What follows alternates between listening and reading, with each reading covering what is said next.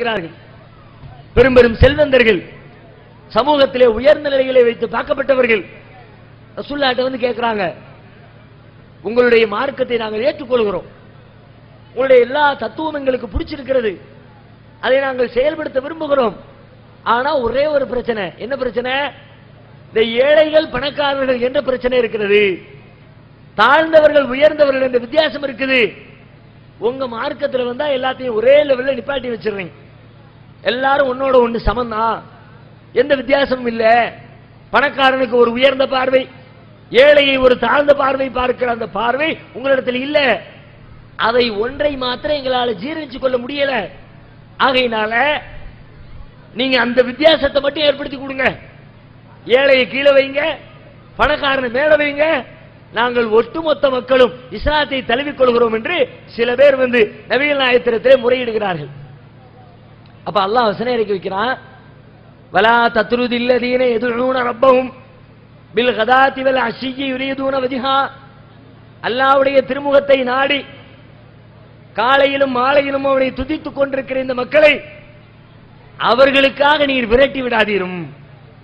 அவன் வருவானே பணக்காரனை சேர்த்துக்கணுமேன்றதுக்காக ஏழையை விரட்டாத, அப்படிப்பட்ட மார்க்கம் இது கிடையாது.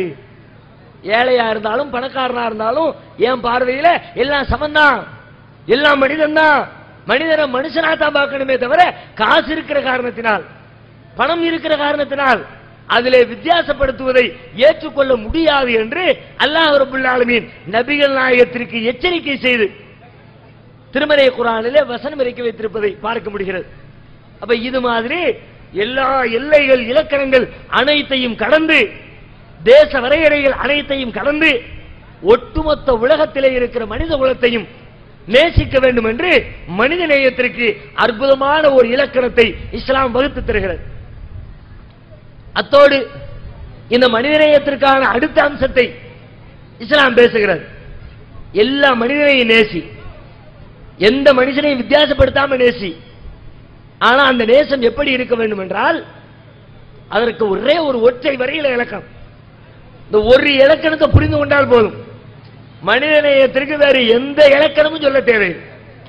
இந்த ஒரு வரிக்கு உரிய விளக்கத்தை நீங்கள் 1000 பக்கங்களில் எழுதினாலும் சரி, ஒரு வரிக்குள்ள விளக்கத்தை எழுதி முடிக்க முடியாது.